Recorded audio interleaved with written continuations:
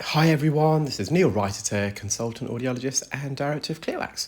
Thank you for joining me in my latest video using the Microsuction endoscope. And this is of a patient who attended with what I describe as a chewing gum consistency of earwax and dead skin. And it's lodged really deep in their ear. And I'm just using microsuction at the moment. And what I'm trying to do is separate this chewing gum keratin plug off the side canal walls. So currently I'm working on the posterior canal wall, which is the back section. You can see it's enveloped with this really thick layer of skin that's still somewhat adhered to the canal.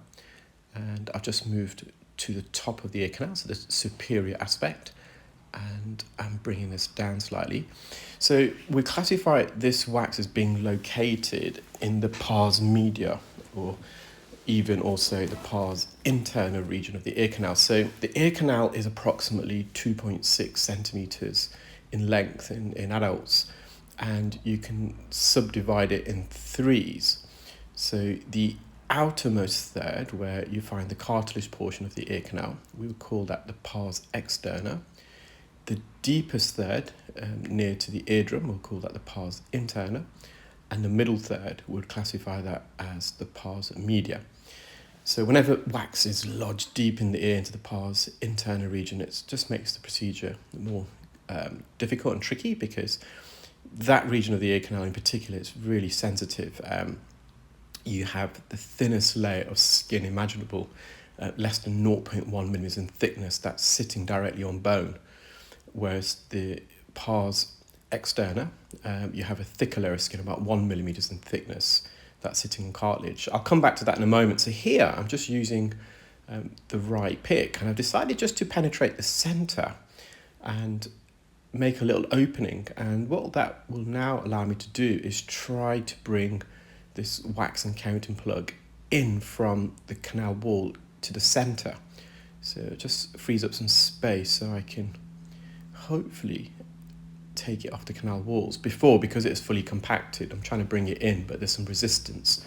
So that little hole, that was the idea anyway, was to allow, you can just see there, I can bring it away from the canal into that opening that I've created, which will hopefully reduce the size of the plug and allow it to come away.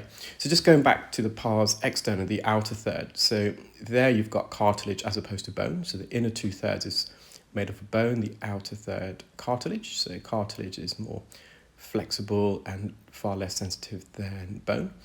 And the skin, you have three layers. You've got the epidermal layer, which is the outermost superficial layer of skin, which also only lines the bony part of the ear canal. But with the cartilage portion, in addition to that, you have the dermis layer, which is the middle layer of skin, and also a fatty layer underneath.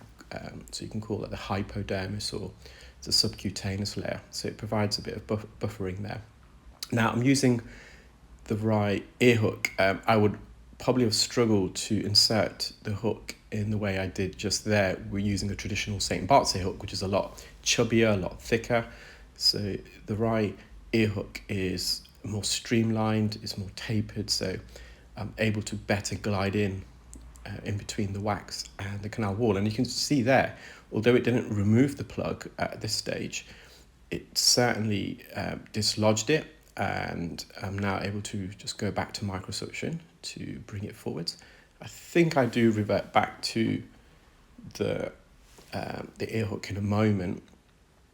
So this is stuck very deep. I'm bringing it along. You can see it's somewhat stretched. So now we're just past the second bend, approaching the first bend, and a key hallmark of the first bend is where you see all these hairs. So these hairs, these terminal hairs, also called trachea hairs, are normally located in the outer third, and in particular around the first bend. So we're near the entrance now, and I'm going to revert back, I believe, to the right ear hook. I don't think I got all of it out using the hook, but I got a nice sizable piece out here. So you can see why I've called it, or compare it to chewing gum. It's very stretchy and elastic. So when you normally extract a piece of wax using an ear hook, it comes out in a large piece here. Although I did get a subsection out, it was actually stretching it as well. So I've just gone back to microsuction, and I'm just slowly teasing this, trying to wriggle it side to side, up and down, just to free it, and we've got a sizable piece out there. There is some residual wax really deep in there, that's more crusted, so it's right up against the eardrum. And there's also a thick layer of skin, so again I just want to uncover what's underneath the skin. Far too often in recent months I've unearthed either a benign osteonecrosis, which is a widening of the ear canal due to poor blood flow supplying the bony part of the ear canal, or indeed a more rarer canal cholesteatoma, which is a collection of dead skin that forms into a cyst, and then it releases proteolytic enzymes, which can be described as digestive enzymes, and they start chewing away at the flesh, causing an ulceration. They can cause an infection or inflammation of the periosteum, which is a thin sheet membrane that sits on the bone, but that supplies it with all the blood and nutrients that it requires. And then eventually it can lead to the necrosis, so the decay, breaking down, death of the bone underneath the skin. And then last but not least, sequestration, so separation of bone. So just using the finer suction tip here, so what we call a fine end. The actual size is a 14 gauge. Sorry, I use a 17 gauge, sorry. The 14 gauge is a standard Zollner suction probe. That's the largest suction that I used at the beginning.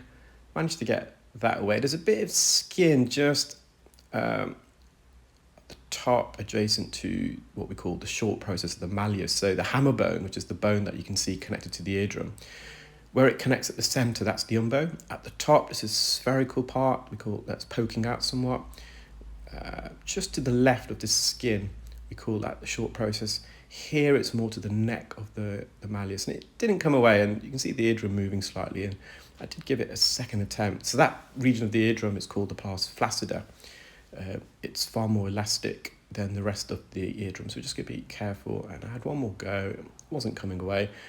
There's no middle ear cholesteatoma forming there, so I've just decided to leave that, and hopefully that will migrate.